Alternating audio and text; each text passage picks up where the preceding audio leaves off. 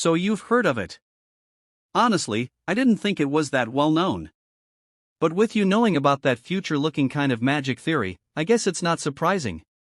Gray's thoughts darkened as the truth hit him. So it really is knowledge from the future, though no one's figured that part out yet. His eyes sharpened. How much do you know about the Liquidator? The weight of his memories pressed down, and he clenched his fist, voice low and tense. Only that he's an extremely dangerous threat to humanity. He has to be stopped before he appears, and if that's impossible, then he must be destroyed no matter what it takes. Ariel tilted her head slightly, considering his words. A little extreme, maybe, but I do agree that he's dangerous. Even so, Balian Bradley seems intent on continuing his experiments. Gray's chest tightened. Balian? How is he related to this? How else? Ariel's gaze hardened. The Liquidator is the very being he's trying to summon. Gray's breath caught. The Liquidator was man-made? No one ever said that. But then again, in the last timeline the Academy acted as if they knew exactly where the Liquidator would appear. His heart pounded. Don't tell me, was the Academy involved in summoning them all along? He burst out, voice trembling with anger. That experiment has to be stopped immediately. Ariel nodded, though her tone carried frustration. I agree. But the one running it is a professor, just like me. I don't have the authority to shut him or his experiment down. I tried to push the higher-ups to cancel it, but they wouldn't listen. Gray's expression darkened. Who exactly are these higher-ups? Sorry, she shook her head. I don't have the authority to tell you that either. The bottom line is, unless orders come from above, no one can force the experiment to stop. Gray's jaw tightened, his thoughts heavy. Not even a name, huh? Looks like the Academy's leadership is more tangled than I thought.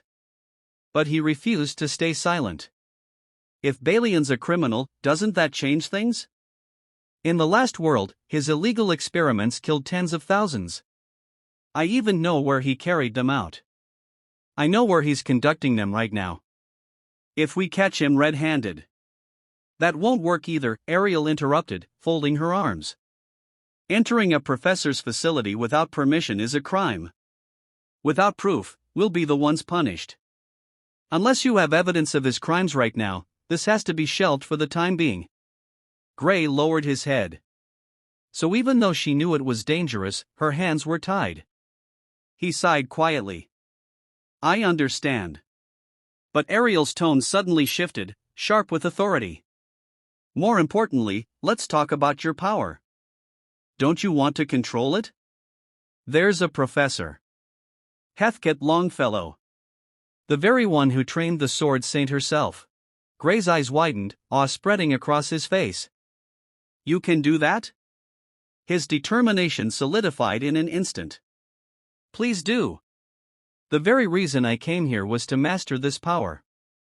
The image of the legendary sword saint appeared in his mind like a glowing silhouette. Hope flickered in his chest, shining through his eyes for the first time in days. The training ground became his new world, clear skies above, dust swirling beneath his feet. Yet instead of swinging a sword, Gray found himself running lap after lap, sweat pouring down his face. I'm receiving private lessons from Heathcote Longfellow himself, but why are we just running like this? Your mind is wandering, I can feel it. Heathcote's voice roared across the field, stern and unyielding. If you've got room for stray thoughts, then pick up the pace. Run until your body's at its absolute limit. Only once you've burned away every drop of strength will your soul's power awaken.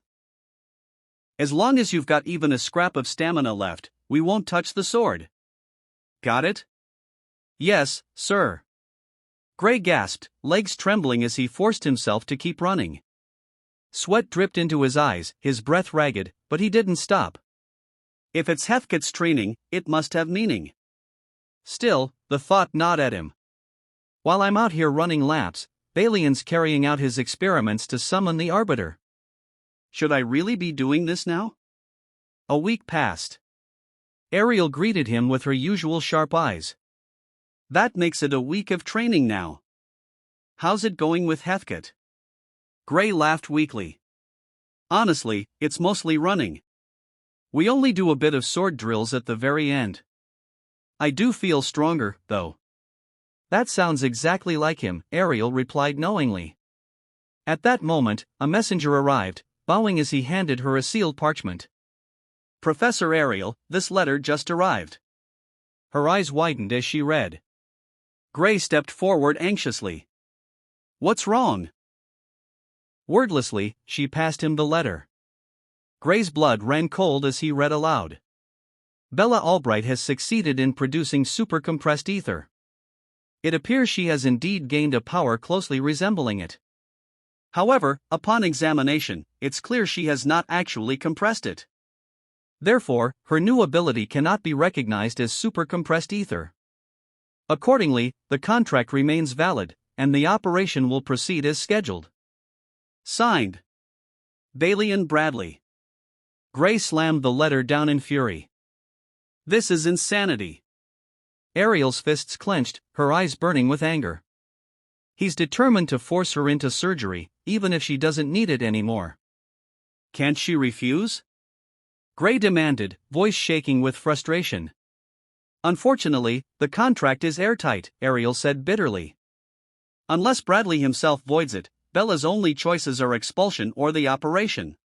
No. Gray muttered, almost broken. But Ariel stepped forward, gaze blazing with determination. No. I need your help. Tell me where Bradley's lab is. If we expose him as a criminal, the contract will be null and void. Gray hesitated, doubt flickering across his face. Wouldn't that be dangerous without proof? Her voice softened but carried unshakable faith. We will find evidence. I'm putting my faith in you. No, maybe I already have, from the very start. Her hand rested on his shoulder, her eyes glowing faintly with power. I told me you were speaking the truth all along. It just took me this long to admit it. Show me the way, Gray. Together, we'll bring his crimes to light. For a long moment, Gray said nothing. Then he lifted his head, eyes blazing with conviction. He nodded firmly, silent but resolute.